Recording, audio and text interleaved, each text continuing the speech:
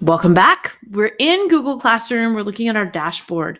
We've created a class. You went up here to the plus, created whatever class or series of classes you needed. And now we want to work in that class and look at the possibilities we have. The first thing that's going to show up for you and for students is what they call the stream.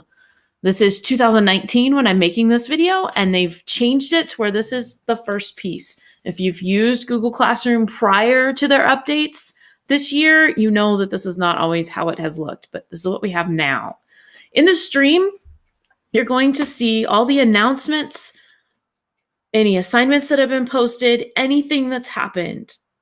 It happens, the newest thing is up here at the top. And once you've done that, you really can't control what happens to it in the stream. The next thing you post or send out or assign is gonna pop up on top, and it's just gonna keep doing that. This gets really messy as far as I'm concerned in my experience, because if I want a student to work on what they did last week, let's just scroll all the way down till they get to it and find it. This is not a great place to find things. It is a nice place to start, I suppose. It's good for announcements and things that you want to be put out there in a timely fashion, but not necessarily for things that you want somebody to ever find again.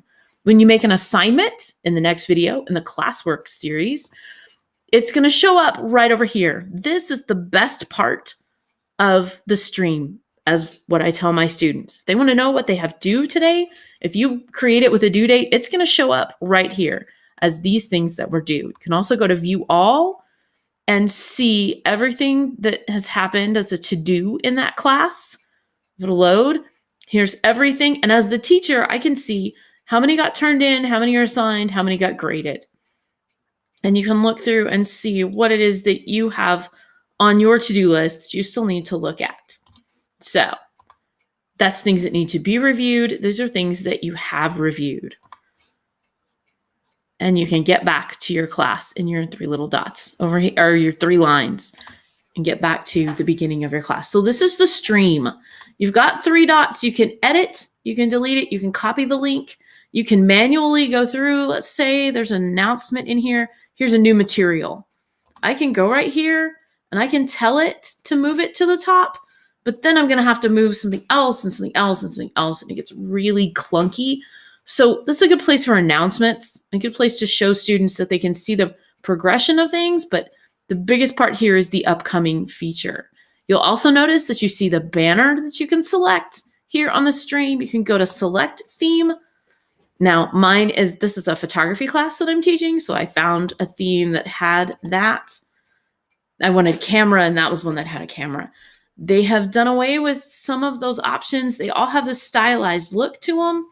They're under several different categories if that suits you. And you can look through and change. Some people color code them. Some people really want certain things for certain classes. And you can go through and change them at will. But that's where those themes are, just to personalize it and give it a look that you recognize that means what it is you want it to mean. You can also go in and upload a photo. If you have something that meets the requirements. I never seem to have a photo that has enough pixels or is the right width and height, and I got other things to do, so I didn't really mess with this too much. If you want to and you have the time to go and figure that out, you absolutely can. I have not seen current information about the actual size of this and what it would take, but you have plenty of themes to choose from, and that is the stream.